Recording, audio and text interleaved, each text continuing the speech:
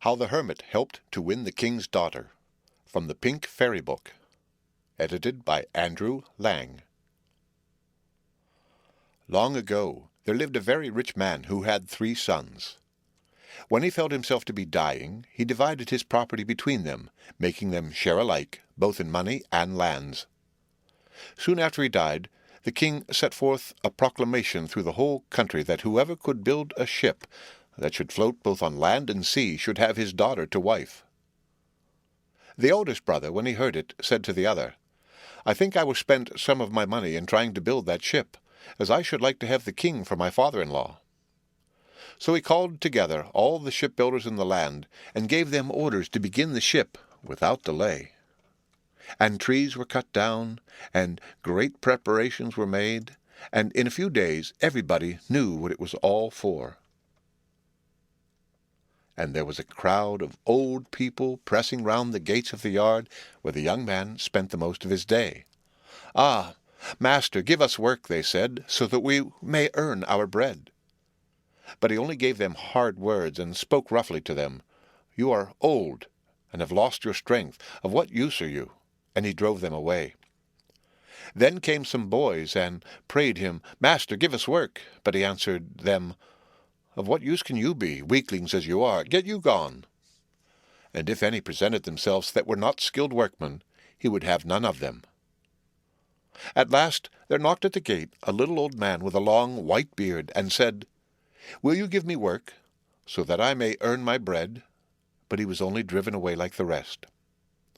The ship took a long while to build, and cost a great deal of money, and when it was launched, a sudden squall rose, and it fell to pieces, and with it all the young man's hope of winning the princess. By this time he had not a penny left, so he went back to his 2 brothers and told his tale. And the second brother said to himself as he listened, "Certainly he has managed very badly, but I should like to see if I can't do better, and win the princess for my own self." So he called together all the shipbuilders throughout the country, and gave them orders to build a ship which should float on the land as well as on the sea. But his heart was no softer than his brothers', and every man that was not a skilled workman was chased away with hard words. Last came the white-bearded man, but he fared no better than the rest. When the ship was finished, the launch took place, and everything seemed going smoothly when a gale sprang up, and the vessel was dashed to pieces on the rocks. The young man had spent his whole fortune on it, and now it was all swallowed up, was forced to beg shelter from his youngest brother. When he told his story, the youngest said to himself, "I am not rich enough to support us all 3. I had better take my turn, and if I manage to win the princess, there will be her fortune as well as my own for us to live on." So he called together all the shipbuilders in the kingdom, and gave orders that a new ship should be built. Then all the old people came and asked for work, and he answered cheerfully, "Oh yes, there is plenty for everybody." And when the boys begged to be allowed to help, he found something that they could do. And when the old man with the long white beard stood before him, praying that he might earn his bread, he replied, "Oh, father, I could not suffer you to work, but you shall be overseer and look after the rest." Now the old man was a holy hermit, and when he saw how kind-hearted the youth was, he determined to do all he could for him to gain the wish of his heart. By and by, when the ship was finished, the hermit said to his young friend, "Now you can go and claim the king's daughter, for the ship will float both by land and sea." "Oh, good father," cried the young man, "you will not forsake me? Stay with me, I pray you, and lead me to the king." "If you wish it, I will," said the hermit, "on condition that you will give me half of anything you get." "Oh, if that is all," answered he, "it is easily promised." And they set out together on the ship. After they had gone some distance, they saw a man standing in a thick fog which he was trying to put into a sack. "Oh, good father," exclaimed the youth, "what can he be doing?" "Ask him," said the old man. "What are you doing, my fine fellow?" "I am putting the fog into my sack. That is my business." "Ask him if he will come with us," whispered the hermit. And the man answered, "If you will give me enough to eat and drink, I will gladly stay with you." So they took him on their ship, and the youth said, as they started off again, "Good father, before we were 2, and now we are 3. After they had travelled a little further, they met a man who had torn up half the forest, and was carrying all the trees on his shoulders. "Good father," exclaimed the youth, "only look! What can he have done that for? Ask him why he has torn up all those trees." And the man replied, "Why, I've merely been gathering a handful of brushwood." "Beg him to come with us," whispered the hermit. And the strong man answered, "Willingly, as long as you give me enough to eat and drink." And he came on the ship. And the youth said to the hermit, "Good father, before we were 3, and now we are 4." The ship travelled on again, and some miles further on they saw a man drinking out of a stream till he had nearly drunk it dry. "Good father," said the youth, "just look at that man. Did you ever see anybody drink like that?" "Ask him why he does it," answered the hermit. "Why, there is nothing very odd in taking a mouthful of water," replied the man, standing up. "Beg him to come with us." And the youth did so. "With pleasure, as long as you give me enough to eat and drink." And the youth whispered to the hermit, "Good father, before we were 4, and now we are 5. A little way along they noticed another man in the middle of a stream who was shooting into the water. "Good father," said the youth, "what can he be shooting at?" "Ask him," answered the hermit. "Hush, hush!" cried the man. "Now you have frightened it away. In the underworld sits a quail on a tree, and I wanted to shoot it. That is my business. I hit everything I aim at." "Ask him if he will come with us." And the man replied, "With all my heart, as long as I get enough to eat and drink." So they took him into the ship, and the young man whispered, "Good father, before we were 5, and now we are 6. Off they went again, and before they had gone far they met a man striding towards them whose steps were so long that while one foot was on the north of the island, the other was right down in the south. "Good father, look at him! What long steps he takes!" "Ask him why he does it," replied the hermit. "Oh, I am only going out for a little walk," answered he. "Ask him if he will come with us." "Gladly, if you will give me as much as I want to eat and drink," said he, climbing up into the ship. And the young man whispered, "Good father, before we were 6, and now we are 7. But the hermit knew what he was about, and why he gathered these strange people into the ship. After many days, at last, they reached the town where lived the king and his daughter. They stopped the vessel right in front of the palace, and the young man went in and bowed low before the king. "O Majesty, I have done your bidding, and now is the ship built that can travel over land and sea. Give me my reward, and let me have your daughter to wife." But the king said to himself, "What? Am I to wed my daughter to a man of whom I know nothing, not even whether he be rich or poor, a knight or a beggar?" And aloud he spake, "It is not enough that you have managed to build the ship. You must find a runner who shall take this letter to the ruler of the underworld, and bring me the answer back in an hour." "That is not in the bond," answered the young man. "Well, do as you like," replied the king, "only you will not get my daughter." The young man went out, sorely troubled, to tell his old friend what had happened. "Silly boy!" cried the hermit. "Accept his terms at once, and send off the long-legged man with the letter. He will take it in no time at all." So the youth's heart leapt for joy, and he returned to the king. "Majesty, I accept your terms. Here is the messenger who will do what you wish."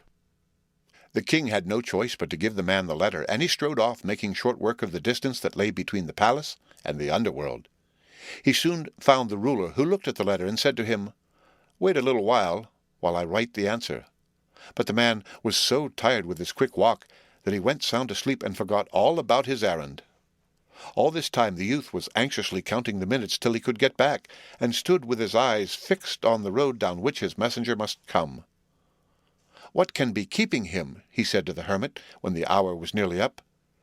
Then the hermit sent for the man who could hit everything he aimed at, and said to him, "Just see why the messenger stays so long." "Oh, he is so sound asleep in the palace of the underworld. However, I can wake him." Then he drew his bow and shot an arrow straight into the man's knee. The messenger awoke with such a start, and when he saw that the hour had almost run out, he snatched up the answer and rushed back with such speed that the clock had not yet struck when he entered the palace. Now the young man thought he was sure of his bride, but the king said, "Still you have not done enough. Before I give you my daughter, you must find a man who can drink half the contents of my cellar in one day." "That is not in the bond," complained the poor youth. "Well, do as you like, only you will not get my daughter." The young man went sadly out, and asked the hermit what he was to do. "Silly boy," said he, "why, tell the man to do it who drinks up everything." So they sent for the man and said, "Do you think you are able to drink half the royal cellar in one day?" "Dear me, yes, and as much more as you want," answered he. "I am never satisfied." The king was not pleased at the young man agreeing so readily, but he had no choice, and ordered the servant to be taken downstairs. Oh, how he enjoyed himself! All day long he drank and drank and drank, till instead of half the cellar he had drunk the whole, and there was not a cask but what stood empty. And when the king saw this, he said to the youth, "You have conquered, and I can no longer withhold my daughter. But as her dowry I shall only give so much as one man can carry away. But," answered he, "let a man be ever so strong, he cannot carry more than 100 weight, and what is that for a king's daughter? Well, do as you like, I have had my say. It is your affair, not mine." The young man was puzzled, and did not know what to reply, for, though he would gladly have married the princess without a sixpence, he had spent all his money in building the ship, and knew he could not give her all she wanted. So he went to the hermit and said to him, "The king will only give for her dowry as much as a man can carry. I have no money of my own left, and my brothers have none either." "Silly boy! Why, you have only got to fetch the man who carried half the forest on his shoulders." And the youth was glad, and called the strong man, and told him what he must do. "Take everything you can till you are bent double. Never mind if you leave the palace bare." The strong man promised, and nobly kept his word. He piled all he could see on his back, chairs, tables, wardrobes, chests of gold and silver, till there was nothing left to pile. At last he took the king's crown and put it on the top. He carried his burden to the ship and stowed his treasures away, and the youth followed, leading the king's daughter. But the king was left raging in his empty palace, and he called together his army and got ready his ships of war in order that he might go after the vessel and bring back what had been taken away. And the king's ships sailed very fast, and soon caught up the little vessel, and the sailors all shouted for joy. Then the hermit looked out, and saw how near they were, and he said to the youth, "Do you see that?" The youth shrieked and cried, "Ah, good father, it is a fleet of ships, and they are chasing us, and in a few moments they will be upon us." But the hermit bade him call the man who had the fog in his sack, and the sack was opened, and the fog flew out, and hung right round the king's ships, so that they could see nothing. So they sailed back to the palace, and told the king what strange things had happened. Meanwhile the young man's vessel reached home in safety.